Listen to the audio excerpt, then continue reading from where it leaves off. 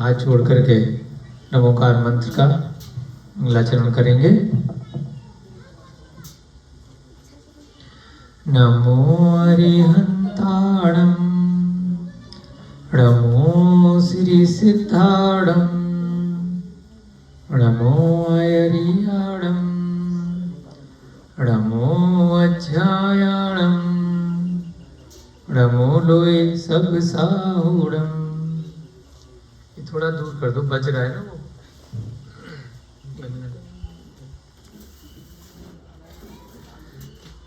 जय बोलिए देवादिदेव प्रथम तीर्थंकर आदिनाथ भगवान की जय। बोलिए वर्तमान शासन नायक अंतिम तीर्थंकर महावीर भगवान की अनंत अनंत सिद्ध परमेष्टि परमात्माओं की। इस युग के प्रथमाचार्य चारित्र चक्रवर्ती आचार्य भगवान श्री शांत सागर जी महान मुनिराज की। विदेश क्षेत्र में विराजमान सीमंदर इत्यादि 20 तीर्थंकर भगवानों की सभी को सादर जय जिनेन्द्र जय दू जड़ंदो। हम सभी का एक बार पुनः हार्दिक स्वागत अभिनंदन। बहुत पुण्योदय से हम एक दिन फिर से इस मनुष्य भाव का सदुपयोग कर रहे हैं और अपनी कर्मों की निर्जरा के हेतु से अपने पुण्य को बढ़ाने के लिए धर्म ध्यान में तत्पर होकर के ये जिनेन्द्र भगवान की जो वाणी है उसका स्वाध्याय करने के लिए एकत्रित हुए हैं। आपका भी बहुत पुण्य है और हमारा भी।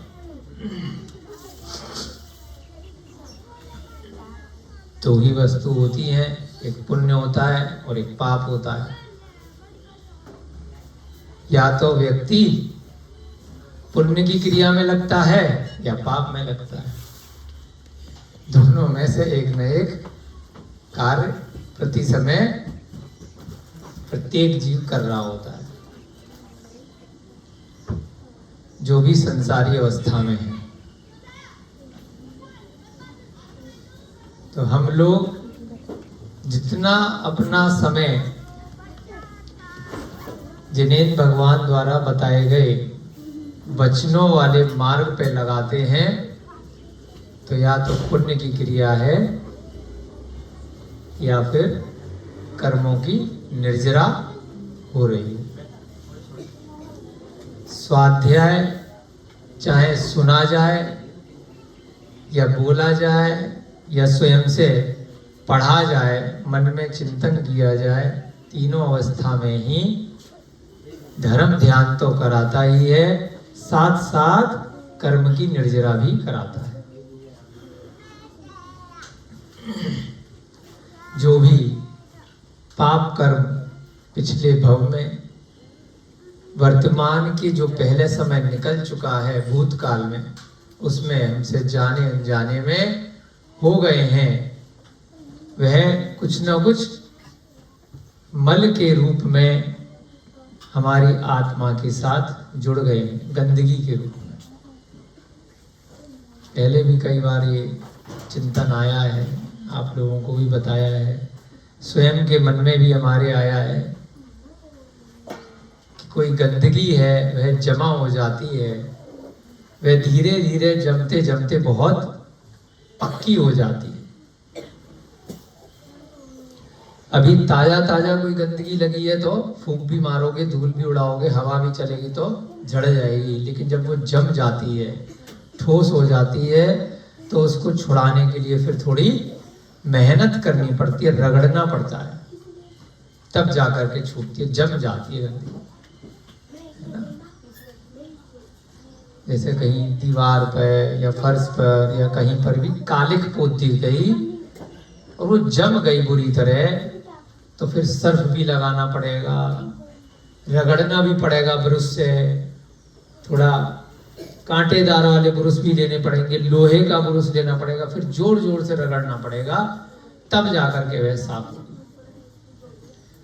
और अगर ताजा ताजा कपड़े पे गंदगी लगी है तो पानी में डाला ऐसे भी साफ हो जाएगा, और कई समय की है तो सर्फ में वॉशिंग मशीन में घुमाना पड़ेगा, बहुत पीटना पड़ेगा। डंडा होता है ना, आप लोग तो महिला हो, आपने देखा होगा, भले खुद नहीं किया हो। जब जमी हुई गंदगी होती है तो सब में कैसे निकालते थे पहले? डंडा वैसा होता है ना, डंडा लगा रहता है, क्या बोलते हैं उसको? मुगरिया। बहुत जोर जोर से मारना पड़ता, पीटना पड़ता है जब ज्यादा गंदगी होती है। टेंट वाले ऐसे ही साफ करते हैं, क्योंकि शादी ब्याह में जब टेंट और बिस्तर जाते हैं तो बहुत लोग गंदगी करते हैं ना, खाना पीना भी फैला देते हैं, तेल बहुत लग जाता है, धूल मिट्टी बहुत लगती है। तो नदी के किनारे ले जा करके, हम आगरा रहते थे तो यमुना नदी पे जब जाते थे घूमने तो पत्थर लगा लगा करके पूरे टाइम पीटते रहते थे लोग। जो धोबी लोग होते हैं, कपड़े धोते हैं, घाट बोलते हैं। तो उससे अपने को यहाँ क्या प्रसंग है कि जब जमी हुई गंदगी होती है तो थोड़ा पीटना पड़ता है, थोड़ा कष्ट होता है। तो चिरकाल से कर्म मेल हमारी आत्मा में चिपका हुआ है। जो नया नया मेल है अभी तुरंत लगा, ताजा ताजा, आज ही आज का, एक दो दिन पुराना, तुरंत मेल लगा है तो हल्के से भी निकल जाएगा। 4 प्रकार की कषाय है, क्रोध मान माया लोभ। उसमें एक होती है संजुलन कषाय, बस हल्की सी आई और भुज। एक होती है अनंतानुबंधी क्रोध मान माया लोभ। सुने होंगे ना, तो उसी को समझाने का प्रयास कर रहे हैं सरल शब्दों में। अनंतानुबंधी, हाँ, प्रत्याख्यान प्रत्याख्यान, अनंतानुबंधी, बहुत लंबे समय से अनुबंध हो रखा है चिरकाल से कषायों का, तो वो जम गया है, ठोस हो गया है। अब बिना मारा पीटी करे, बिना वो थप्पी लगाए, ठोक ठोक के निकाले, नहीं निकलेगा। तो कैसे निकलेगा? अब जब ठुकता है तो कष्ट होता है, लेकिन अब वह कपड़ा कष्ट की अनुभूति करेगा तो साफ नहीं होगा। पिट तो रहा है लेकिन सोच रहा है कोई बात नहीं, अगर नहीं पिटूंगा तो साफ कैसे होगा। सर्दी पड़ रही है ना, मंदिर जाना है, सुबह नहाना है ना। रविकांत भैया जी आए, थोड़ी देर पहले बोले लेट आए थे मंदिर में। मैंने कहा क्यों लेट आए? फिर बहुत ठंडी लग रही थी, नहाया नहीं जा रहा था, लेकिन फिर भी जैसे सूरज निकला तो नहा गया। तो मैल निकालना है तो ठंडी है, चाहे गर्मी है, चाहे कुछ भी है, आपको नहाना पड़ेगा। थोड़ा सा कष्ट तो होता है, लेकिन अपन को मैल निकालना है तो नहाते हैं ना, साबुन भी लगाते हैं, घर्षण भी होता है। तो थोड़े से कष्ट के बाद में बड़ी शांति मिलती है कि अब स्वच्छ हो गए, थोड़ा स्फूर्ति आ जाती है। तो ऐसे ही जो तप है, जो व्रत है, उपवास है, थोड़ा सा कष्ट होगा, है ना, थप्पी जितना, लेकिन उसका जो बाद में फल मिलेगा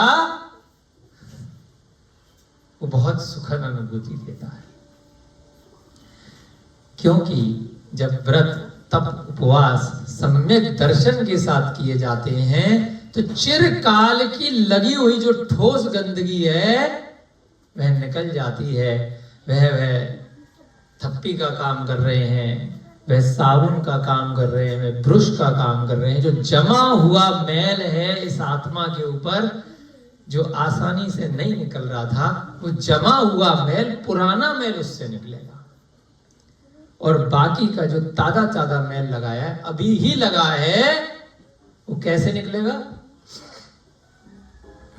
बस थोड़ा सा मुस्कुरा दो, उसी से निकल जाएगा। आपने किसी को अपशब्द बोल दिए, किसी ने आपके प्रति कोई बुरे भाव कर दिए तो कषाय हो गई, तुरंत माफी मांग लो। अभी बोला है, अरे ये तो जम जाएगा मैल, बड़ी दिक्कत आएगी बाद में, बड़ा मारा पीटी करके निकालना पड़ेगा, ठोकना पड़ेगा। तो इससे अच्छा जैसे ही अभिषेक भैया जी को कुछ बुरा बोला, तुरंत 2 मिनट के अंदर गलती हो गई,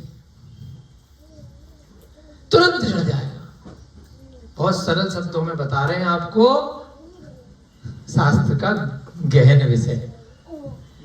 तुरंत संजुलन का फटाफट आई, पता नहीं कितने लंबे समय तक वो जम जाती और फिर बहुत ठोका पीटी करके निकलती, बहुत कष्ट देकर। तुरंत माफी मांग लो, पानी पे लकीर के समान, पानी पे लकीर के समान। तुरंत किसी ने आपको बहुत बुरा बोला, तुरंत माफ कर दो, इमीडिएट, कि भैया मेरे को दिल पे नहीं लगानी। काजल जी तुरंत माफ कर दो, जिसने भी कोई बुरा बोला, कोई भी बात किसी की बुरी लग गई, 70 कोड़ा कोड़ी सागर तक पीछा नहीं छोड़ती है। कोड़ा कोड़ी का क्या मतलब है? 1 करोड़ गुणा 1 करोड़। 1 करोड़ प्लस नहीं है, प्लस होता तो 2 करोड़ हो जाता। गुणा में कितने होंगे? 14 जीरो लग जाएंगे, है ना। 10 में 10 का गुणा करते हैं तो कितना हो जाता है? 100 हो जाता है। 100 में 100 का गुणा करते हैं तो कितने हो गए? 4 जीरो हो गए।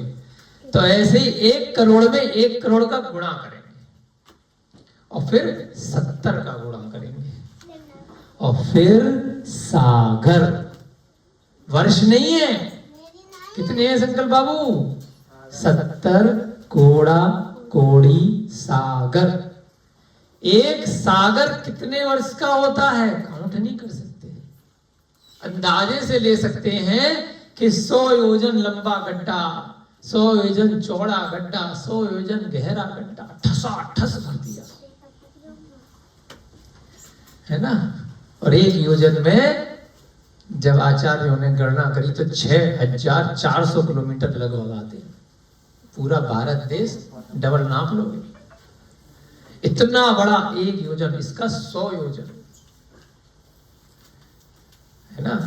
और फिर इतने रोम छिद्रों से भरा, ऐसे ऐसे बालों से भरा गया, मेड़ों के बाल वो भूमि के, जिसका दोबारा हिस्सा नहीं हो सकता, बिल्कुल मतलब महीन हिस्सा, आटे से भी महीन, ठसाठस भर दिया।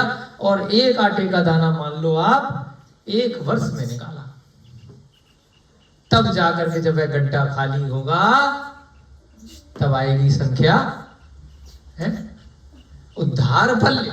फिर उसमें असंख्यात गुणे वर्षों से गुणा करेंगे तब अद्धा फल, फिर पल्य। 10 कोड़ा कोड़ी पल्य का 1 सागर होता है,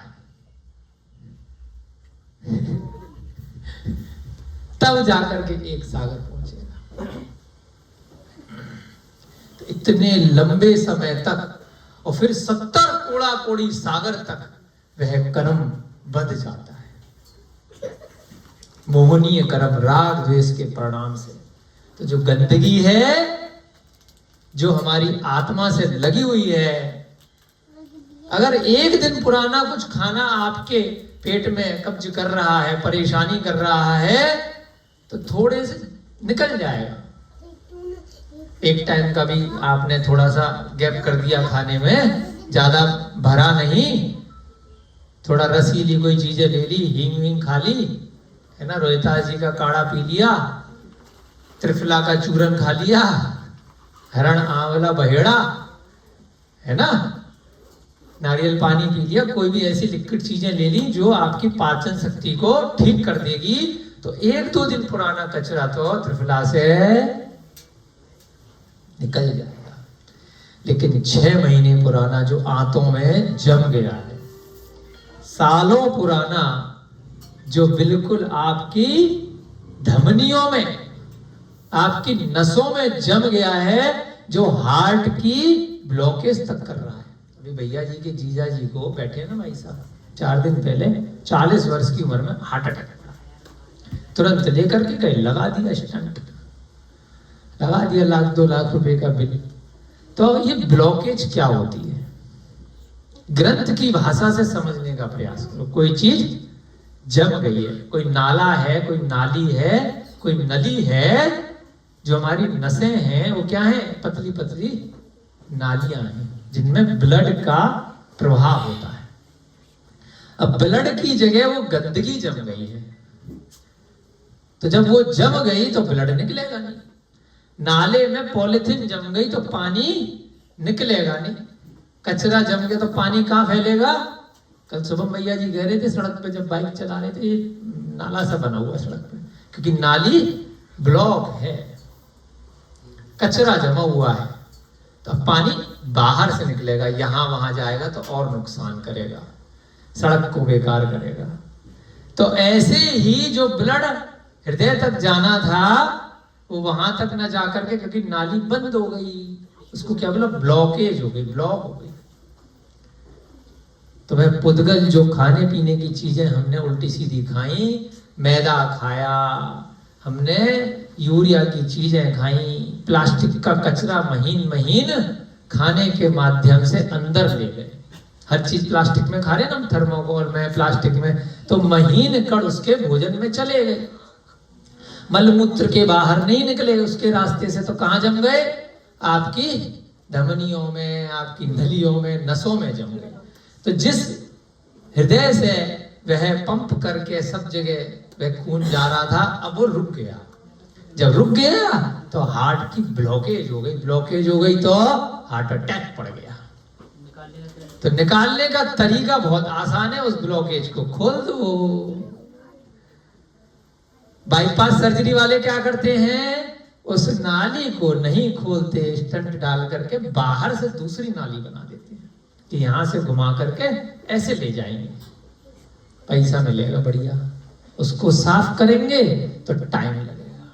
जो जैन दर्शन कहता है उसी को साफ करो। जहां ब्लॉकेज हुई है, जहां गंदगी है, उसको साफ करो। अब साफ करने में मेहनत लगेगी ना, उसको साफ कैसे करेंगे, व्रत उपवास करो, गंदगी जिस कारण से लगी है नई गंदगी उसमें मत डालो, थोड़ा सा ऐसी चीजें डालो जिससे वो धीरे धीरे नाला साफ हो। रास्ते में मेन होल में जब गंदगी जम जाती है तो मशीन लेकर के आते हैं, पंप से प्रेशर से साफ करते हैं। कैसे साफ करते हैं, डालते ना पाइप, फिर वो मशीन चलती है, प्रेशर वाला पाइप डलता है तो साफ होती है नाली। ऐसे ही प्रेशर से आप अपनी हार्ट की ब्लॉकेज साफ करो। कुछ ऐसा लिक्विड डालो जिससे वह साफ हो जाए। थोड़ी सी मेहनत लगेगी, आपको फास्टिंग करनी पड़ेगी, लेकिन साफ हो जाएगी। वो तो है शारीरिक संरचना वाली सफाई करना। अब है एक आंतरिक संरचना वाली कर्मों की सफाई करना। तो उसकी सफाई कैसे होगी, जैसे वो आपके हृदय की ब्लॉकेज आपने साफ कर ली, ऐसे ही आत्मा के ऊपर जो कार्मण की ब्लॉकेज है, जो कर्म का मैल है, वो कैसे साफ होगा, सम्यक दर्शन, सम्यक ज्ञान और सम्यक चारित्र के। ये जो त्रिफला इन्होंने चूरन बनाया, हरड़, आंवला, बहेड़ा, और बालों को सफाई करने के लिए भी 3 चीज डाली, रीठा, आंवला, शिकाकाई।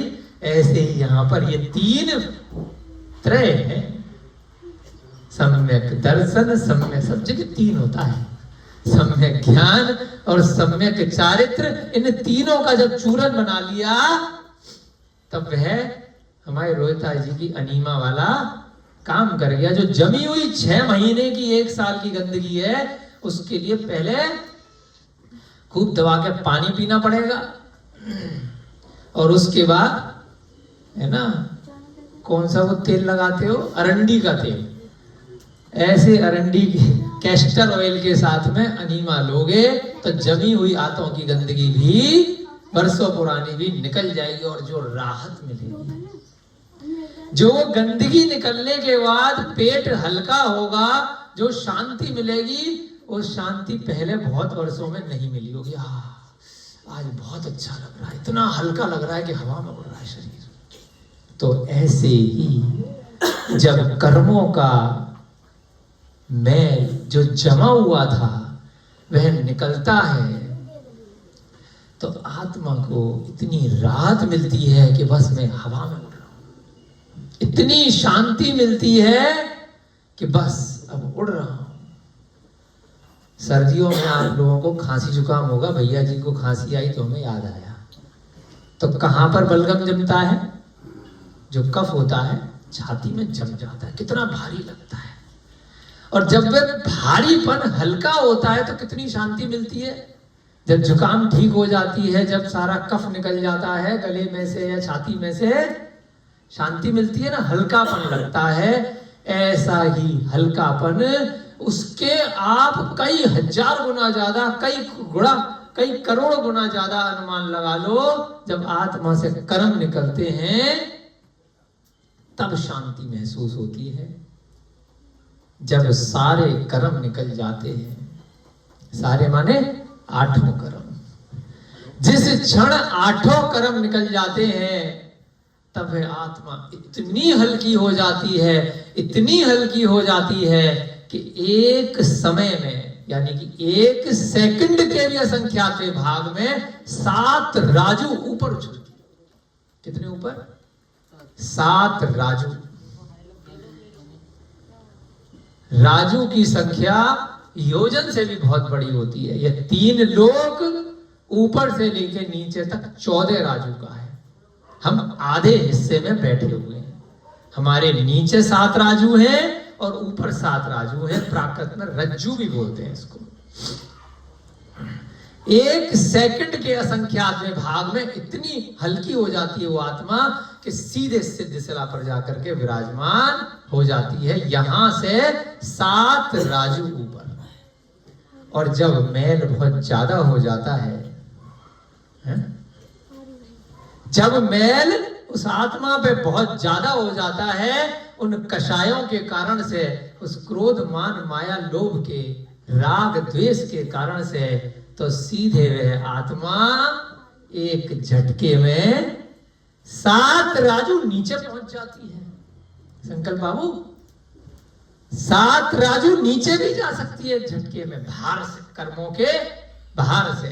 तो 7 राजू नीचे क्या है? 7वां नरक, निगोद। उस निगोद के ऊपर 7वां नरक। 33 सागर की आयु तक वह जीव वहां पर तड़पता है, जो बहुत मांस का सेवन करता है, 5 प्रकार के पापों को अनंतानुबंध बहुत भयानक रूप से करता है। ऐसा वह जीव, वह आत्मा 7 राजू नीचे तक भी जा सकता है। थोड़ा कम करेगा तो उससे ऊपर वाला नरक, फिर ऊपर वाला नरक, फिर ऊपर वाला नरक, ऐसे 7 नरक हैं एक के नीचे एक। और सबसे टॉप में क्या है हमारे ऊपर? सिद्ध शिला है। थोड़े कम मैल लगा होगा तो कहां जाओगे? स्वर्गों में जाओगे। लेकिन यहां से ऊपर चले जाओगे। जब आदमी हल्का होता है तो ऊपर जाता है, और जब भारी होता है तो नीचे जाता है। पक्षी ऊपर उड़ते हैं ना आकाश में, वजन उनसे हमसे हल्का है, तो इसलिए हवा में उड़ते हैं। और हल्के हो जाओ, और हल्के हो जाओ, और हल्के हो जाओ। हल्के कैसे होगे? अभी किसी ने कुछ बोला, भाई मैंने सुना ही नहीं, अच्छी बात बोली तो ग्रहण कर लो। हम धर्म की बात बोल रहे हैं, शास्त्रों की बात बोल रहे हैं, तो ग्रहण कर लो। हमारी कोई बात बुरी लगी, मैंने सुना ही नहीं, आपने कुछ कहा था क्या? और किसी को गलती से कुछ बुरा भला कह दिया, भाई गलती हो गई, क्षमा कर दो। नहीं तो क्या होगा? वह बाद में बदला लेने के लिए कभी भी आएगा 70 कोड़ा कोड़ी सागर तक। अगले जन्म, उसके अगले जन्म पीछा नहीं छोड़ेगा। तो इसलिए यह जब हम स्वाध्याय कर रहे हैं, ये चिरकाल का लगा हुआ जो भयानक रूप से मैल है, उसको तो छुड़ा ही देगा। और साथ साथ जो नया मैल लग रहा है आजकल पुराना, इसी भव का जो याद है, उसको तुरंत छोड़ दो। या भविष्य में जो लगने वाला है, लगने से पहले ही बच जाओ कि ये मेरा रास्ता नहीं है, ये मेरा मार्ग नहीं है, यह आत्मा का सम्यक मार्ग नहीं है। इसीलिए यहाँ पर जो यह कनक कौन सी लता? पद्म लता की कहानी है। इतनी हल्की है, इतनी हल्की है कि वह शादी हो गई बुद्ध अनुयायी के साथ, और फिर भी अपनी आत्मा में मस्त है कि मैं अपना जिन धर्म नहीं छोड़ूंगी, मैं अपनी आत्मा पर मांस भक्षण का बोझ नहीं लगाऊंगी, मैं कषाय नहीं करूंगी। धोखे से शादी कर ली, मायाचार से शादी कर ली, और जो व्यक्ति ने मायाचार करी उसने तो अपनी आत्मा पे कर्म लगा लिए। अगर इसी जन्म के लगाए हैं विनय बाबू कर्म, तो याद है हमें आपको थोड़ा थोड़ा कि हमने किसके साथ मायाचारी करी है, किसको धोखा दिया है, किसका रुपया पैसा मारा है, किसको ठगा है, किसको मारा है, किसके प्रति हिंसा करी है, किसके प्रति हमने बुरा व्यवहार किया है। तो हमें इस भव का तो कुछ ना कुछ याद है। अगर वहां तक जा सकते हो तो हाथ जोड़ करके अभी माफी मांग लो कि मरने के बाद पता नहीं वो किस रूप में आकर के कब कब आकर के आपको डसेगा, खाएगा, मारेगा, कष्ट देगा, फिर बहुत पीटेगा। जैसे वो कपड़ा ठुकता है, बहुत पिटोगे, फिर मैल निकलेगा। उससे अच्छा प्यार प्यार से अभी निकाल लो। कई बार अपन आप लोग धोती पहनते हो ना, तो तुरंत अगर उसी दिन की धोती तो इतनी गंदगी नहीं होती है, और वह धोती पड़ी रही तो बहुत दिनों तक काली पीली हो जाती है, बेरंग हो जाती है, तो बहुत अच्छे से धोना पड़ता है। तो ऐसे ही हमें कोई ना धोए पीट पीट करके लात घूसों डंडों से हमें धोया नहीं जाए, उसके बाद फिर हम माफी मांगे। जेल में कैदी जाता है ना, पुलिस वाले 3rd डिग्री अपनाते हैं तो पीट पीट करके धोते हैं, नहा धो करके, ध्यान है, फिर सच बोलता है आदमी, पिट करके बोलेगा। इससे अच्छा पहले ही सच बोल करके माफी मांग लो, पहले ही असत्य भाषण नहीं करो, पहले ही कोई हिंसा का कार्य नहीं करो। हिंसा, झूठ, चोरी, कुशील, परिग्रह, पहले से ही कोई चोरी मत करो, या पहले कभी कर चुके हो भूतकाल में, भाई ये पराय वस्तु थी, पराया धन था, मैंने गलती से आपका ले लिया था, मैं आपको अब वापस करता हूं, कुछ ब्याज चाहिए तो ब्याज भी ले लो, माफ कर दो, गलती हो गई थी, धोखे से उठा लिया था, आपका रुपया था, आपका पैसा था, आपकी जमीन थी, मैंने गलती से कब्जा कर लिया था, है ना, अपने रिश्तेदार की, भाई बंधु की, किसी अड़ोसी पड़ोसी की जानबूझ के नहीं किया था, उस समय मुझे धर्म का नहीं पता था, मैंने अरहतदास सेठ की 8 पत्नियों की कहानियां नहीं सुनी थी, अब मैंने सम्यक कौमुदी में सुन ली हैं, तो अब मुझे बिना किसी के बताए स्वयं से मुझे बोध हो गया है, जहां जहां जिसने भी कोई गलत कार्य कर रखे हो, जहां से भी याद हो, तो उसको अभी निपटा लो। बाद में निपटाने में तो बहुत ठोका पीटी होगी, बहुत मार पिटाई होगी, कोई फायदा नहीं है, होगी जरूर, सजा मिलेगी जरूर। तो इसलिए स्वयं को ही अपनी आत्मा की शांति के लिए स्वयं से ही माफी मांग करके सजा ले लो, और अगर जो जीव नहीं मिल पा रहा है तो उसके लिए आचार्य महाराजों ने प्रतिक्रमण, प्रत्याख्यान, बहुत सारे ऐसे उपाय बताए हैं। मिच्छामि दुक्कडम, मेरे पाप मिथ्या हो, मेरे पाप मिथ्या हो, ऐसे रोज बोलो। मैंने जो भी दुष्कर्म किए हो, जो भी गलती से कृत कार्य तमनुन्ना से अच्छेमी, पूजेमी, वंदामी, नमस्सामी, दुक्कक्को, कम्मक्को, बोइलाओ, स्वयं गमनम समाई वणम जिणगुण संपत्ति हो मध्यम तस् मिच्छामि दुक्कडम। रोज बोलो कि जो, लेकिन इसलिए नहीं कि जो सामने बैठा है उससे माफी नहीं मांग रहे और मन से मांगो, सामने बैठा है उसके प्रति कषाय करी है तो पहले प्रत्यक्ष रूप से मांगो। ये सारे सूत्र अप्रत्यक्ष रूप से हैं जो पूर्व काल में हो गए और वे जीव सामने नहीं। गलती से गलती हो गई है, जानबूझकर गलती नहीं करी है, उसके लिए क्षमा याचना है और उस गलती की पुनरावृत्ति न हो ऐसी मन में भावना भानी है। यहाँ यह जो स्त्री है पदम लता, उसे कोई फर्क नहीं पड़ रहा, उसके पिता का देहांत हो गया। उसके पिता ने अंत समय में नमोकार मंत्र का उच्चारण करते हुए समाधि पूर्वक मरण किया। सब जीवों से क्षमा याचना करी और सब जीवों को क्षमा कर दिया। तो उसकी वजह से क्या हुआ, जो छाती पे लगा हुआ बोझा था, जो मैल था, वो झड़ गया। तो कहां पहुंचा वृषभदास? स्वर्ग पहुंचा। मोक्ष नहीं जा पाएगा, क्योंकि मोक्ष जाने के लिए तो रत्न त्रिफला लेना पड़ेगा। ये भी 3 फल है, 3 त्रय है ना। पूरी तरह से चारित्र ग्रहण करना पड़ेगा, दिगंबर महामुनि बनना पड़ेगा, तब जाकर के मोक्ष जाएंगे। और जब तक मोक्ष नहीं जाते हैं तो सम्यक दर्शन के प्रभाव से स्वर्ग आदि की प्राप्ति होगी। वहां बढ़िया से अपना धर्म कर्म करो, बाद में दोबारा मनुष्य योनि में आओ और फिर त्रिफला लो और फिर मोक्ष जाओ।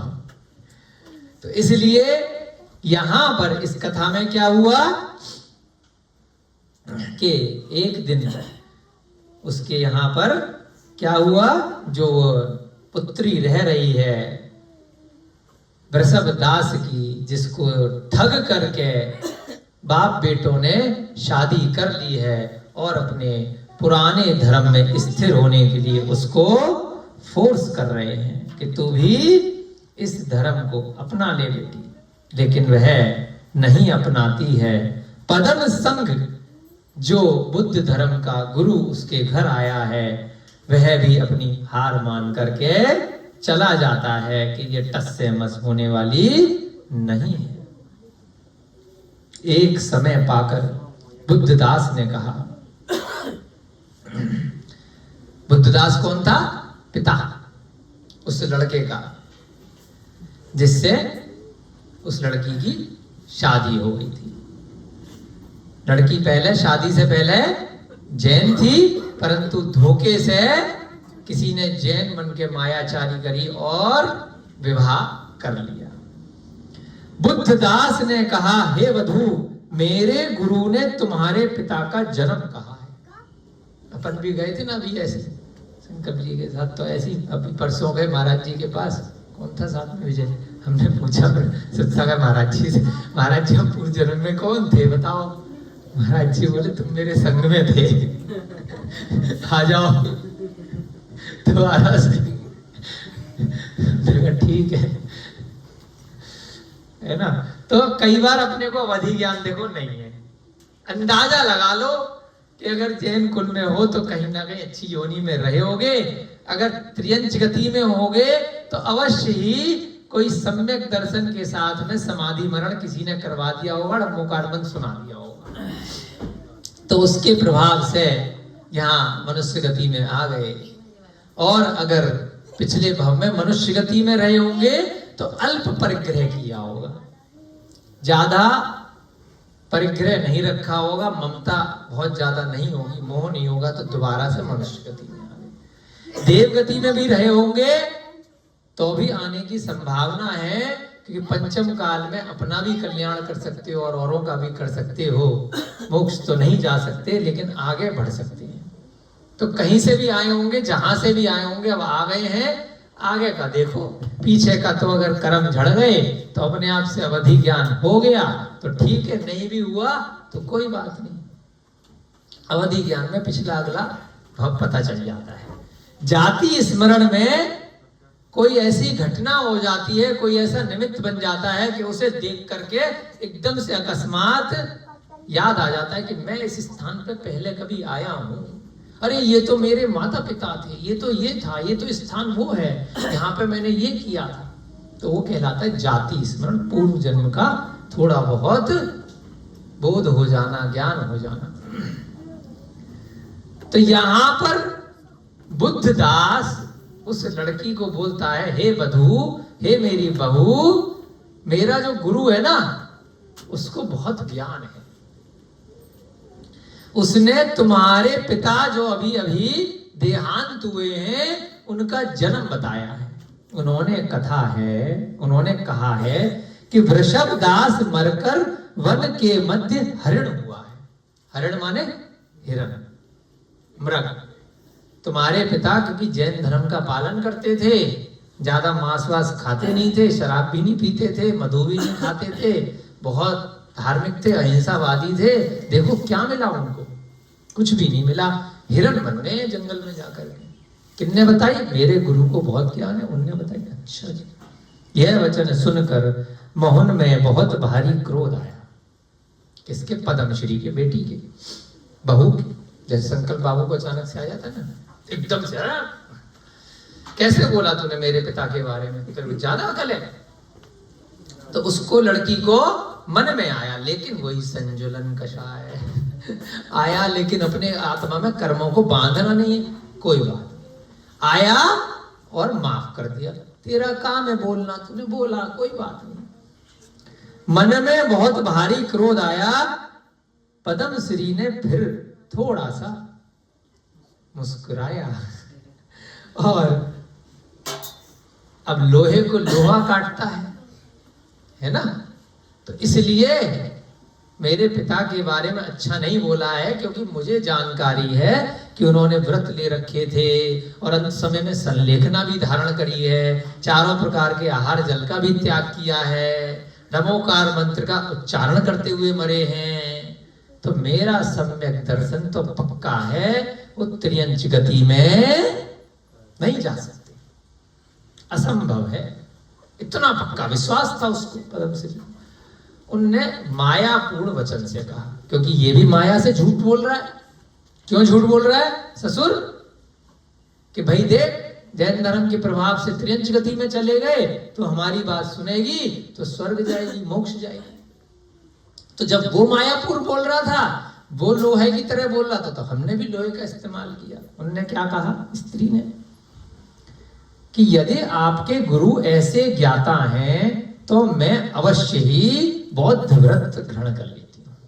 चलो, इतने विद्वान हैं कि यहीं बैठे बैठे अभी कोई जीव मरा है और बता दिया कि ये मर करके कहाँ गई है इसकी आत्मा। ठीक है मैंने बाबू, तो चमत्कार को नमस्कार है। तो चमत्कार हो गया है, इन्होंने इतना ज्ञान प्राप्त कर लिया है, तो मैं भी आपका बौद्ध धर्म ग्रहण कर लेती हूँ। करना नहीं था उसको। उसने कहा ठीक है, अगर उन्होंने पक्का बताया है, प्रूव करके दिखाओ, है ना, तो मैं ग्रहण कर लेती हूँ। पद्मश्री का इस प्रकार का वचन सुनकर बुद्धदास हर्षित हुआ। आज तो मजा आ गया, मेरा जीवन सफल हो गया। ऐसे कुछ लोग जो अपने मत में जबरदस्ती ग्रहण कराते हैं ना, है ना, मार डालेंगे, ये वो कर देंगे, वो कर देंगे, साम दाम लेंगे, जबरदस्ती धर्म ग्रहण कराते हैं, बस एक नंबर बढ़ाने के लिए कि हमारे धर्म में इतने लोग आ गए। तो बड़े खुश होते हैं, उनका एक टारगेट पूरा हो जाता है ना।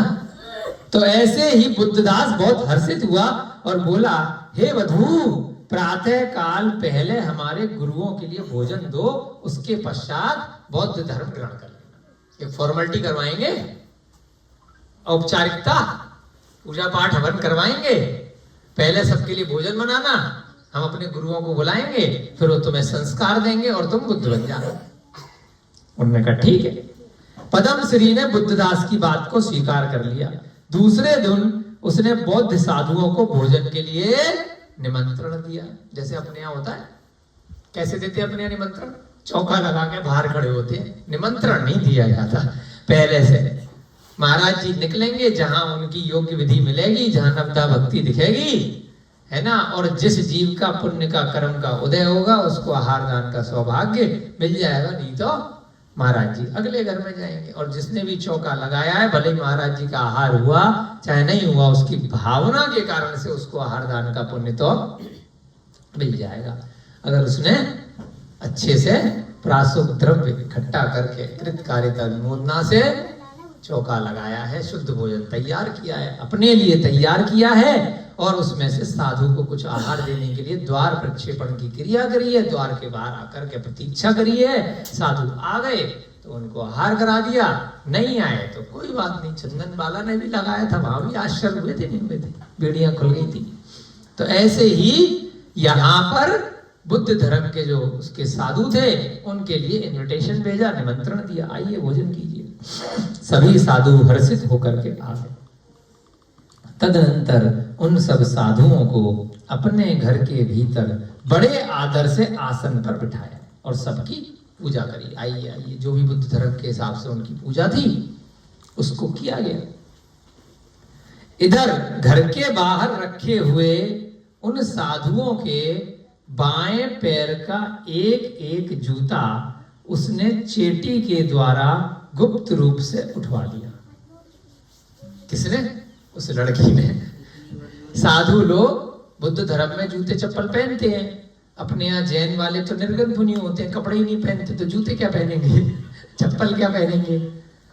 तो उनके जो जूते रखे थे, जो साधु आए 2 4 5 10 जितने भी लोग आए, बाहर उतारे उन्होंने जूते।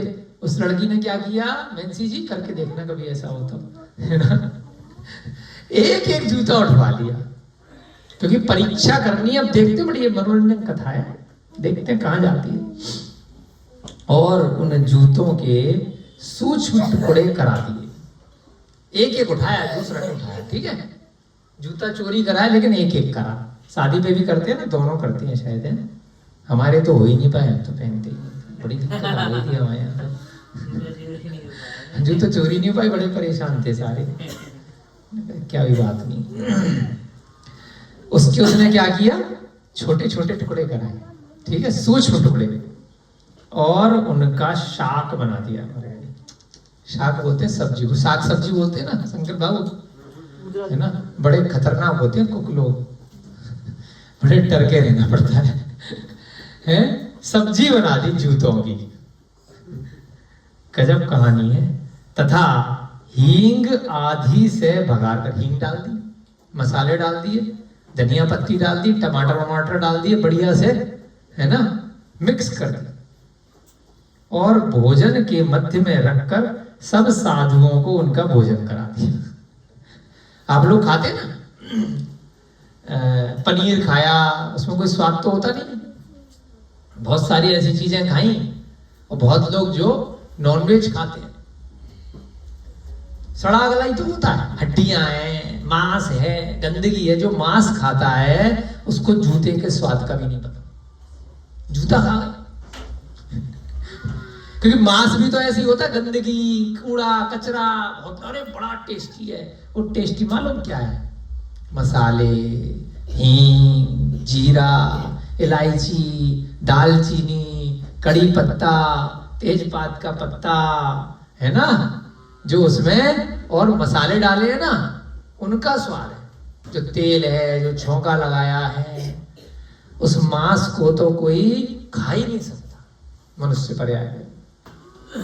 इतनी गंदगी, इतनी बदबू, मल मूत्र, जानवर के, आदमी के नहीं, जानवर के मल मूत्र उसके अंदर, मांस के अंदर भरे पड़े। इतना पस, इतनी बदबू है, इतना रक्त है, उसको कौन खा सकता है? हैवान, राक्षस, कौन खाए? जानवर ही जानवर का मांस खा सकता है, जो मांस भक्षी जानवर है। मनुष्य नहीं खा सकता, मनुष्य उसके लिए नहीं बना है, लेकिन खा रहा है। क्यों खा रहा है? क्योंकि उसमें हींग, इलायची, ये सारे मसाले डाल करके, छोटे छोटे टुकड़े करके उस मांस के डाल दिए गए। और क्यों खा रहा है? एक मानसिक विकृति है। मांस भक्षण एक बहुत बड़ा रोग है, मानसिक रोग। ये साधारण व्यक्ति का कार्य नहीं है। बच्चे नहीं खा सकते मांस। बच्चे क्या खाएंगे? किसकी तरफ आकर्षित होंगे? पुष्पों की तरफ, फलों की तरफ। सेब देखते ही आकर्षित होंगे, शरीफा देखते ही आकर्षित होंगे, आम देखते ही आकर्षित होंगे। और एक बकरा घूम रहा है, उसको खाने के लिए कोई बच्चा भागेगा कि मैं इसको मार के खाऊं? मुर्गा घूम रहा है तो उसको मार करके खाने के लिए आकर्षित होगा क्या? खिलाने के लिए, उसको खिलाने के लिए होगा। उसको दाना खिलाऊं, उसको रोटी खिलाऊं, उसको फल खिलाऊं, उसको केला खिलाऊं। उस जानवर को खाने के लिए आकर्षित हो ही नहीं सकता। यह प्रकृति के नियम के खिलाफ है। लेकिन एक मानसिक विकृति पैदा हो जाती है समय के साथ, एक साइकोलॉजी, मार्केटिंग के द्वारा, कि यह खाने के लिए, वो भेड़ घूम रही है ना बाहर, ये भेड़ तो तेरा भोजन है। एक समय के बाद जब वह बच्चा बड़ा हो जाता है, युवा हो जाता है, तो वह बीमार हो जाता है, मानसिक विकृति आ जाती है ना। तब वह कहता है कि ये खाने योग्य पदार्थ है, इसको मारेंगे, काटेंगे, पकाएंगे, मसाले डालेंगे, फिर चिंगेजी पे जाकर के रेस्टोरेंट पे लाइन लग रही है, 2-2 घंटे की वेटिंग है, जोमेटो वालों से पिज्जा में डाल करके खाएंगे। इतने सारे रेस्टोरेंट पका रहे हैं, उल्टा उल्टा लटका करके जानवरों को। भैया तुम भी लटकोगे ऐसे अगले जन्म में। मछलियों को तल रहे हैं, गरम तेल के कढ़ाई में उबाला जा रहा है, तुम भी उबाले जाओगे नरक में ऐसे, है ना। कौन से वो तरु है ना, सेमर तरु, वैतरणी नदी, गरम तेल के कढ़ाई, उसमें ऐसे ही तिल तिल भर आपके छेद किए जाएंगे, जिस प्रकार से चमड़े के जूते के उसमें छेद करे हैं छोटे छोटे, और पका दिया, खा लिया बहुत दिनों में, क्योंकि उनको सब्जियों का स्वाद तो ज्यादा पता नहीं था। उनको लगा बढ़िया सा कोई बोटी होगी, बढ़िया से नॉनवेज बनाया, बड़े स्वाद से उन्होंने खा लिया। भोजन के बाद पद्म श्री ने सबकी प्रशंसा करी और कहा कि मैं आज कृतार्थ हो गई, धन्य हो गई, मेरा जन्म सफल हो गया। गंध लेपन तथा पान आदि सब कुछ देकर उसने कहा। बाद में क्या खिलाया? मैंने बाबू शादी हुई थी तो तुम्हारी पान वान खिलाया था बाद में, है ना? अच्छा तुमने नहीं खाया था जी, आए थे वहीं। तो उसने बाद में क्या किया, पान वान भी खिलाया, है ना।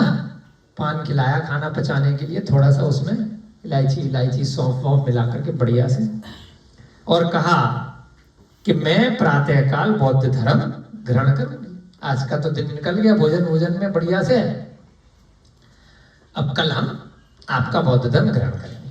बौद्ध साधुओं ने कहा तथास्तु, बहुत बढ़िया।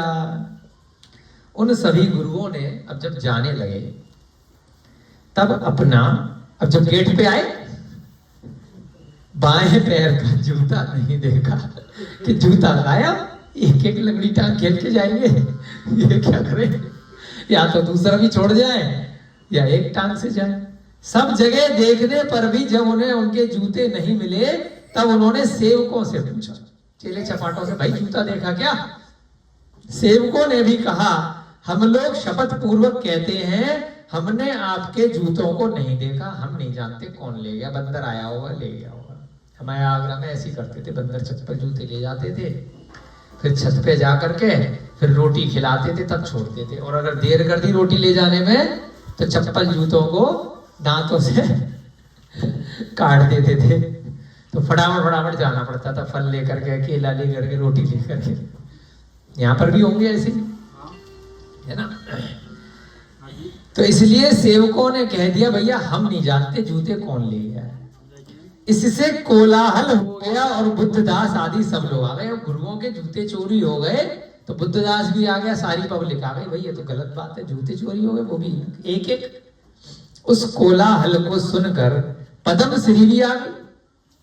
अब पद्म श्री ने कहा, आप तो ज्ञानी हैं, आप तो आदमी के मरने के बाद वो कहां पहुंचा ये बता देते तो ज्ञान से देख लो। पद्म श्री ने कहा, आप तो ज्ञानी हैं, तीनों काल की बातों को जानने वाले हैं, आपका ज्ञान तो दैदीप्यमान है, इसलिए आप समस्त वस्तुओं को दीपक के समान प्रकट कर लेते हैं, फिर जूतों की क्या बात है?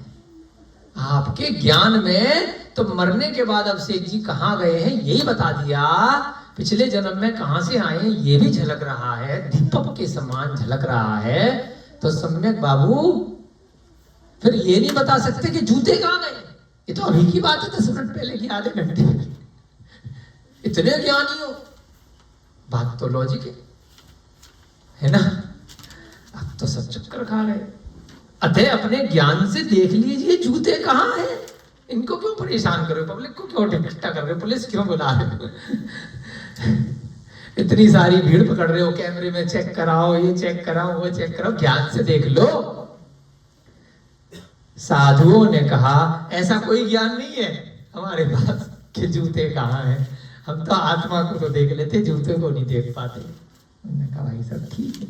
पद्म श्री ने पुनः कहा, हे पूज्य जनों, आप लोग कोड़ी तो जुटा नहीं सकते। कोड़ी बोलते हैं बहुत छोटी सी चीज, समुद्र से आती है। हाँ समुद्र से, एक कोड़ी तो जुटा नहीं सकते और नदिया का बयाना कैसे लिया जाता है, ये बता रहे हो। ये कोई डायलॉग है पुराना है? बताओ इसका क्या मतलब है। कोड़ी तो जुटा नहीं सकते, नदिया का बयाना कैसे लिया जाता है, इस कहावत को सिद्ध कर रहे हो, है ना। पूरी की पूरी नदी नाप दी, ये तो आप बात कर रहे हो, यानी कि पूर्व जन्म और अगला जन्म तो बता दिया, और इतनी सी कौड़ी आप निकाल नहीं सकते। साधुओं ने कहा यह कैसे। पद्म श्री ने कहा, आप लोग अपने पेट में स्थित जूतों को जानने के लिए तो समर्थ नहीं हो। शुभम भाव क्या कहा उस लड़की ने, तुम्हारे पेट में जूते हैं जो बाहर रखे थे, उसको तो जान नहीं पा रहे, और समाधि मरण करने के बाद, उत्तम समाधि मरण करने के बाद जो मेरे पिताजी स्वर्ग को प्राप्त कर गए हैं, उनकी त्रियंच गति को जानते हो। उनको कह रहे हो कि हिरण बन गए, उत्तम समाधि मरण किया है उन्होंने, संलेखना धारण करी। उसको कह रहे हो कि त्रियंच में गए हैं, पशु पर्याय में गए हैं, हिरण बन गए हैं, अपने पेट के अंदर जूता रखा है, उसको तुम्हें मालूम नहीं।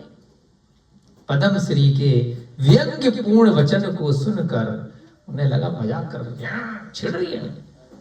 साधुओं ने रोष सहित कहा, अभी तो कह रही थी कि कल बुद्ध धर्म की दीक्षा लूंगी और हमारा मजाक उड़ा रही।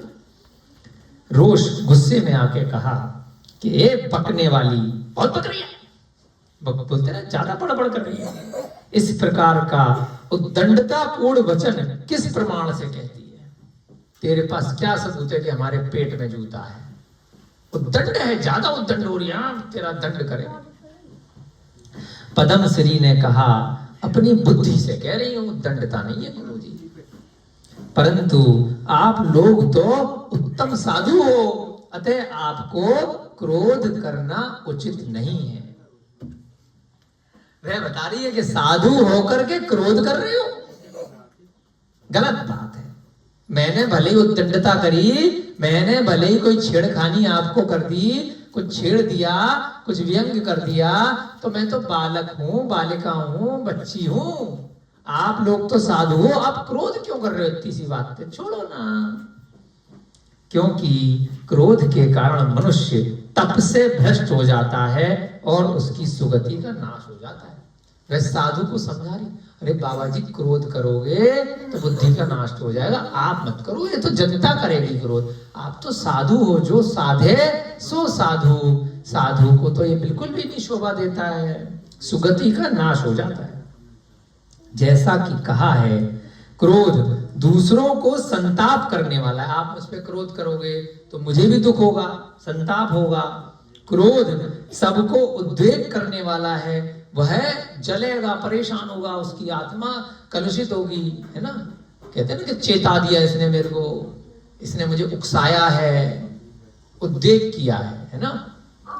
अब मान लीजिए शंकर जी जोर से किसी से बोले, चिल्ला चिल्ला करके बोले, तो क्या हुआ? क्रोध इन्होंने किया, दूसरा व्यक्ति उकसा गया, उसने इसके चिल्लाने की वजह से क्या किया? डंडा उठाकर दे मारा। तो क्रोध करने से दूसरा व्यक्ति के भी परिणाम भाव खराब हो जाते हैं। तो आप मेरे ऊपर क्रोध करोगे तो संताप होगा, उद्वेग होगा। क्रोध बैर को उत्पन्न करता है। मन में भी क्रोध तब भी होता है। हाँ, मन में भी क्रोध करने से सामने वाले को आपकी भाव अभिमा देख करके पता चल जाएगा कि क्रोध कर रहा है, गुस्सा कर रहा है, तो बैर उत्पन्न होगा।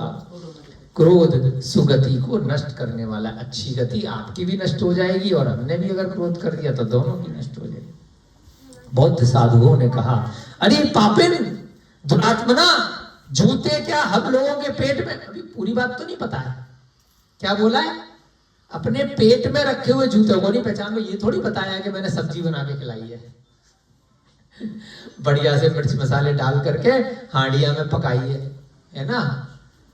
हे पापी, पापिन, दुरात्मना, जूते क्या हम लोगों के पेट में हैं? उसने कहा हाँ ऐसा ही है, इसमें संदेह नहीं है। साधुओं ने कहा कि यदि नहीं होंगे तो क्या करेगी? अगर नहीं निकले जूता पेट में से तो क्या किया जाए तेरा? पद्मश्री ने कहा कि जो उसके बाद आपकी रुचि में आए वैसा मेरा करना, मैं तुम्हारे पेट में से जूता निकालूंगी। बौद्धों ने कहा कि मस्तक मुड़ाकर घर से निकाल देंगे, अगर जूता पेट में नहीं निकला तो तेरा सर मुड़वा देंगे और यहां से निकलवा देंगे। तू साधुओं से मजाक करती है, इतनी बेशरम है, समझ में नहीं आ रहा। उसने कहा ठीक है, मेरा सर मुड़वा करके गधे पे बिठा करके घर से निकालना, पूरे मोहल्ले में घुमाना, कोई बात नहीं, परंतु यदि जूते पेट में निकले, चलो मेरे लिए तो तुमने सजा दे दी, तुम्हारा क्या, तुम भी अपना, ऐसी तो होता है कोई कंपटीशन होता है तो एक तरफा थोड़ी है। उसने क्या कहा, परंतु यदि जूते पेट में निकले तो आप लोगों को सब धर्मों में प्रमुख तथा सुगति को देने वाला जैन धर्म स्वीकृत करना होगा। अब यहां पर भी कोई जबरदस्ती नहीं कर रही है, अपनी स्वेच्छा से करना होगा। अगर आपको विश्वास हो जाए हमारे जैन धर्म में तो स्वीकार कर लेना, अगर जूते निकल गए तो। जूते कैसे निकलेंगे, वो तो पीस कर करके सब्जी बना के खिला दी, देखते कैसे निकलेंगी, साबुत कैसे निकलेगा, देखते भैया क्या कहानी है। उन्होंने कहा ठीक है, हम जैन बन जाएंगे अगर जूते निकल गए तो। इसके पश्चात मैनार का फल देकर उसने सबको वमन कराया। तो पिताजी आपके सीखने वाली बात है, मैनार कोई फल वो होता है, उससे उल्टी हो जाती है, मदन मैनार का एक फल होता है ना। संकल्प जी को भी उल्टी कराई थी ना काली मिर्च दिलवा करके, तो काली मिर्च से भी पानी पिलाओ दबा करके, छाछ के साथ, किसी चीज के साथ, तो उल्टी हो जाती है। तो अंदर जितना जमा हुआ है वो सब बाहर आ जाता है। देखो, मैनार का फल देकर उसने सबको वमन कराया। वमन माने उल्टी कराना, जिससे अपनी वांति के बीच चमड़े के सूक्ष्म खंड देखकर लज्जित होते हुए क्रोध सहित अपने स्थान पर चले गए। वांति शायद उल्टी को बोलते हैं ना, अपना ही जो मुंह से मल निकला, तो जो खाया पिया था पचने से पहले वो सारा मुख द्वार से ही उस मैनार के फल के कारण से उल्टी हो गया। तो जब उन साधुओं ने वह अपने जूते चप्पल के पीसेस देखे, टुकड़े टुकड़े सब्जियों में, क्योंकि अभी ढंग से पचा नहीं था ना, तो छोटे छोटे टुकड़े देखे तो लज्जित हो गए, और लज्जित सूक्ष्म खंड अपने जूतों के देख कर के क्रोध सहित अपने स्थान पर चले गए। अरे जूता ही खिला दिया। एक होता है जूता मार मार करके खिलाना, एक होता है जूता खाने में सब्जी बना के खिला देना। इससे अच्छा तो भैया इतनी सारी सब्जियां हैं, आदमी शाकाहारी बन के रहे तो तुरंत पता कर ले कुछ अजीब सा स्वाद है, ये सरसों का स्वाद नहीं है, ये है ना, ये धनिया का स्वाद नहीं है, ये अदरक। ये नॉनवेज खाने वालों को स्वाद मालूम ही नहीं होता। उन्हें तो ये कह देंगे कि विशेष प्रकार का एक जानवर आया था, उसका स्वाद है, खा लो, आदमी खा जाएगा। हम जब सबसे पहले विदेश गए वियना, तो कॉन्फ्रेंस थी वर्ल्ड पीस की, नीचे उतरे अपने रूम से, प्रोग्राम था, तो बड़ा सा बोर्ड लग रहा था, जैसे बोर्ड लग रहा है ना आपका, बड़ा सा बैनर लग रहा था, उस पे जंगली जानवरों के फोटो लग रहे थे, जैसे अपने यहाँ बारहसिंगा और बड़े ऐसे जानवर जो मांस भक्षी जानवर होते, ऐसे फोटो लग रहे थे, और कुछ शाकाहारी जंगली जानवरों के फोटो लग रहे थे। तो वहां पर विदेशों में, यूरोप आदि देशों में क्या है कि जो जानवर शाकाहारी भोजन करता है, जैसे मुर्गा, हिरन, बकरा, गाय, गधा, घोड़ा, उनको आपने अगर पका करके मार करके खाया तो आप शाकाहारी। और अगर आपने शेर, चीता, है ना, ऐसे जानवरों को खाया है, गिद्ध जो मांस खाते हैं, कौवा, तो आप मांसाहारी। उस बोर्ड को देख करके हमें समझ में नहीं आया यार, शाकाहारी लिखा हुआ है और जो है कह रहे हैं कि ये जानवर खा रहे हैं। जानवर कौन से खाओ, शाकाहारी जानवर खाया तो आप शाकाहारी हो, अगर मांसाहारी जानवर खाया तो आप मांसाहारी हो। ऐसी ऐसी कहानियां लोग बना देते हैं। कहाँ की बात है? ये वियना की बता रहे हैं, बहुत देशों में ऐसा प्रचलन है। तो उसके बाद से समझ में आया कि आप अगर ऐसे स्थान पे गए हो और आपने कभी मांसाहारी जानवर का मांस नहीं खाया है, जो पहले से ही मांस खाता था, तो उसका मांस आपके लिए नया है। जो व्यक्ति यहाँ का मांसाहारी है वह दूसरे स्थान पर गया और वहां नॉनवेज वाला जो पक्षी है या जानवर है उसका मांस, वहां के आपको जिसने होस्ट किया है, जो जिसकी आप भगत में आप गए, उसने आज बड़ा अच्छा मांस बनाया है जी, खाओ, तो आपको नई चीज लगेगी और उसी के बीच वो जूता खिला देगा। तो आप तो पहली बार खा रहे हो ना उस मांस को, ऐसा ही होता होगा। तो आप जूता, चप्पल, लकड़ी, डंडे कुछ भी खा लोगे, पत्थर है ना, कीड़े मकोड़े। चाइना के लिए हमने कई बार वीडियो वगैरह देखी, हम तो नहीं गए। हाँ, श्रीलंका में देखी थी हमने एक बार। हम अपना मोबाइल का कुछ चार्ज कराने के लिए रुके रास्ते में, आप भी तो गए हो श्रीलंका कई बार। तो ऐसे एक दुकान पे चढ़े तो एक बाल्टी में बहुत सारे छोटे छोटे कॉकरोच से घूम रहे थे। हमने पूछा, भाई साहब क्या चीज है, कॉकरोच कैसे रखे हुए हैं? कह रहा लोग खाते हैं, बिकते हैं। फिर हमने बाद में सुना लोगों से, चाइना में तो सांप, बिच्छू, कॉकरोच, कीड़े मकोड़े, आप तो रैकेट से या मच्छर मक्खी मारते हो, पका पका के खाते हैं। कॉकरोचों को, छोटे छोटे कीड़ों को, हजारों प्रकार के। तो अगर ऐसे कीड़े मकोड़ों के बीच की सब्जी बनाई गई, उसी बीच में जूता रख दिया काट काट करके, तो आदमी खा जाएगा नहीं खा जाएगा।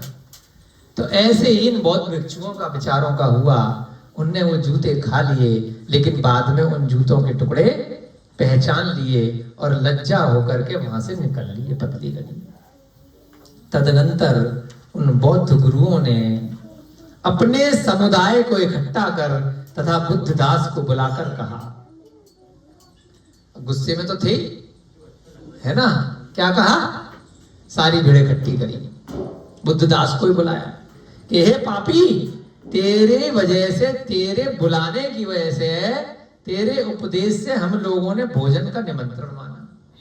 तू हमारा बुद्ध धर्म का अनुयायी था, तूने हमें बुलाया, हम तेरे घर खाना खाने गए, परंतु तूने अपनी वधू से हम लोगों का यह अवाच्य कार्य कराया।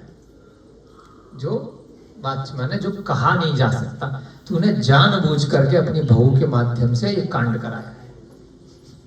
किसको पकड़ लिया? ससुर जी को, कि तुम आओ बेटा। बुद्धदास ने कहा, ये पूज्य, यह कार्य मैंने नहीं कराया, मेरे को नहीं मालूम, उसने अपने आप किया है, इसमें मेरी गलती नहीं है। बौद्ध गुरुओं ने कहा कि यदि ऐसा है तो इस पदम श्री को अपने घर से निकाल दो। हार गए, उसके बाद भी अपनी जीत चाहते।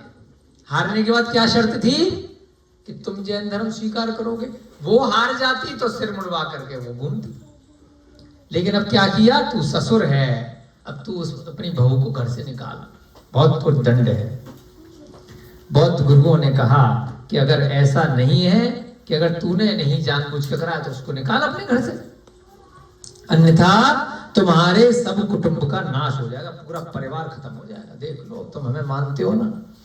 यह सुनकर घबराए हुए बुद्धदास ने सब कुछ छीनकर पदम श्री को घर से निकाल दिया। उसका सब रुपया पैसा सब चीज छीन छान करके, जो भी उसके पास ज्वेलरी जो भी आभूषण होंगे, निकल भाई अब तू यहां से। उसके स्नेह से अब बुद्ध संग क्या था, वो तो बेचारा दीवाना था, हमारे विनय बाबू की तरह अपनी पत्नी का ना, पल्लवी जी का दीवाना था। तो ऐसे ही वो बुद्ध संग पदम श्री का दीवाना था। जहां जहां तू वहां वहां मैं, है ना। उसने तो उस लड़की से शादी करी थी उसके पैसे से, और उससे थोड़ी करी थी, वो तो पिताजी जैसा बोलते वैसा कर लेता था। तो बुद्ध संग जो था बेटा, बोला मैं भी चलूंगा। निकाल देता हूं। तदनंतर पद्म श्री ने अपने पति बुद्ध संघ से कहा, हे स्वामी चलो एक काम करते हैं, हम दोनों मेरी माता के घर चलते हैं, मायके चलते हैं। मेरे पिताजी का तो देहांत हो गया है, वो अकेली रहती हैं, तो हम दोनों मेरी माता के घर चलते हैं। इन्होंने निकाल दिया, कोई बात नहीं। बुद्ध संघ ने कहा, मैं भिक्षाटन कर लूंगा, मैं भीख मांग लूंगा। थोड़ा कैसा था वो अपना आत्मबल वाला, थोड़ा सा उसने कहा भीख मांग लूंगा, लेकिन ससुर के घर नहीं जाऊंगा। मतलब इसका ससुर हो जाएगा ना वो वृषभदास की तो मृत्यु हो गई थी, अच्छी बात नहीं है। इस नगर में रहते हुए मेरा मान भंग हुआ, क्योंकि एक ही नगर में रहते थे, सब लोग जानते हैं। फेमस हो जाऊंगा कि मैं क्या बोलते हैं उसको, जमाई, घर जमाई। मैं घर जमाई बन के रहूंगा तो लोग मेरा मजाक उड़ाएंगे। प्राण त्याग देना अच्छा है, लेकिन मान भंग करना अच्छा नहीं है, क्योंकि मृत्यु से तो क्षण भर के लिए दुख होता है, परंतु मान भंग से प्रतिदिन दुख होगा। डेली मेरे को लोग कमेंट मारेंगे, मैं रास्ते में से निकलूंगा, आ गए घर जमाई, ओए सीटी मारेंगे, आवाजें मारेंगे, मैं जीते जी रोज मरूंगा। इससे अच्छा तो मैं वैसे ही मर जाऊं, भीख मांग लूंगा, लेकिन ना मान जाऊंगा, ना गलत बात नहीं। जहां सम्मान हो उसी स्थान पर रहना चाहिए। वो तो भले ही तुम्हारी माता तो सम्मान देंगी, लेकिन मोहल्ले के लोग सम्मान नहीं देंगे। मान रहित स्थान को छोड़ देना चाहिए। देवों के साथ मान रहित होकर विमान भी बैठने को मिले तो भी उसे भी छोड़ देना चाहिए। देवों के साथ बैठने को मिल जाए, लेकिन मान रहित है, अगर मान नहीं है तो वहां भी नहीं बैठना चाहिए। बस 2 मिनट में आपकी कक्षा समाप्त करेंगे।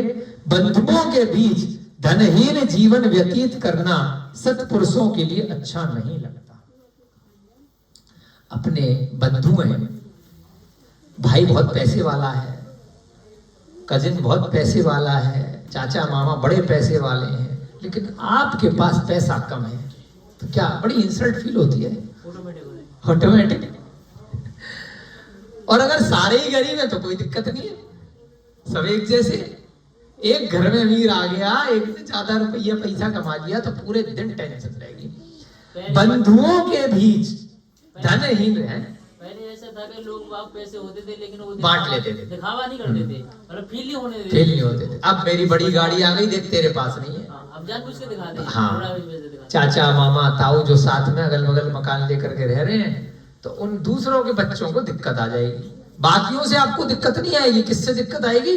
मेरे ही घर में कोई अमीर हो गया है, मेरी संस्था में एक की तनख्वाह बढ़ गई है, या उसने झूठ बोल दिया है कि मेरी तनख्वाह तुझसे ज्यादा है, तो टेंशन हो जाएगी भयानक। और वैसे अपनी तनख्वाह पूरे मोहल्ले से, पूरे नगर में, पूरे आस पड़ोस से, पूरे परिवार में कितनी ज्यादा हो, लेकिन जिनके आसपास रह रहे हो पूरे दिन, बर्दाश्त नहीं होती।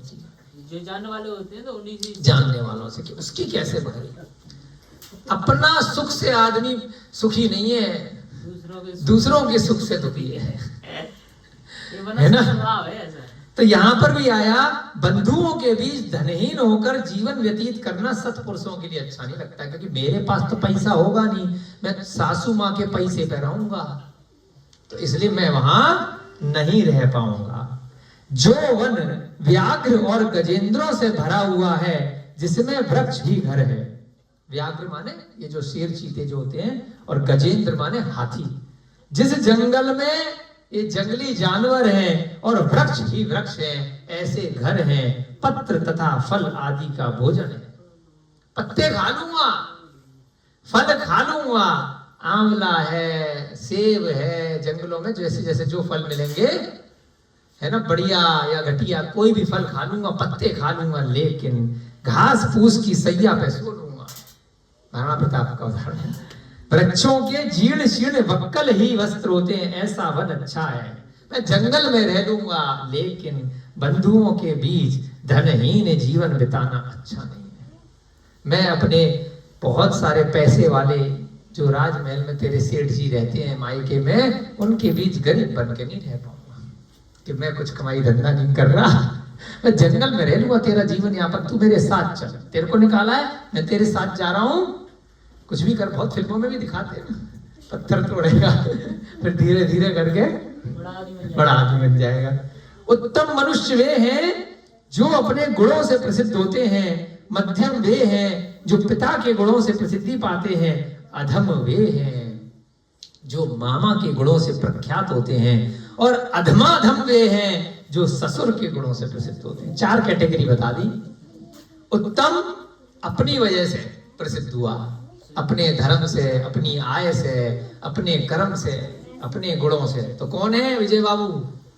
उत्तम। दूसरा पिता के गुण से, पिता के साथ रह रहे हैं, पिता से प्रेरणा प्राप्त करी, उनकी छत्र छाया में रह रहे हैं।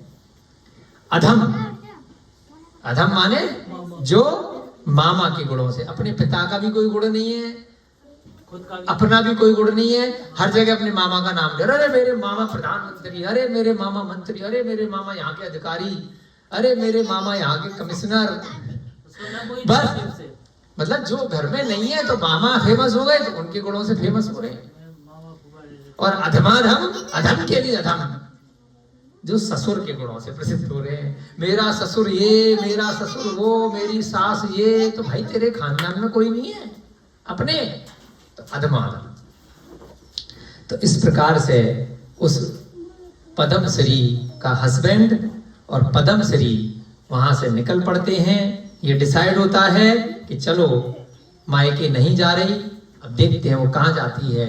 ये फिल्म की कहानी ये सम्यक कौमुदी में कहाँ बढ़ती है। छठी कथा चल रही है, बड़ी रोचक कथा है, एकदम ऐसी कथा पहले कभी सुनी नहीं है, नई यूनिक कथा है। बाकी तो सारे क्लासेस प्रवचन सब सुने होंगे, है ना, यूनिक है, नई है, इसलिए हम भी पहले से कुछ नहीं पढ़ के आते, यहीं पढ़ते हैं। आनंद के साथ में आप लोगों के माध्यम से हमारा भी स्वाध्याय हो रहा है, कर्मों की निर्जरा हो रही है, धर्म ध्यान में प्रवृत्ति हो रही है। इसी प्रकार से आप सबका उपकार हमारे ऊपर बना रहे और हम सभी लोग एक दिन एक साथ तीर्थंकर भगवान के समोसण में बैठे और तीर्थंकर की दिव्य ध्वनि का रसास्वादन करें, जैसे यहाँ पर हम सभी लोग कर रहे हैं। हम सभी लोग गणधर बने, पंच परमेष्ठी बने, आगे हमारा भी कल्याण हो, ऐसी मन में भावना बातें हैं। जय बोली महावीर भगवान की, अनंत अनंत सिद्ध परमेष्ठी परमात्माओं की।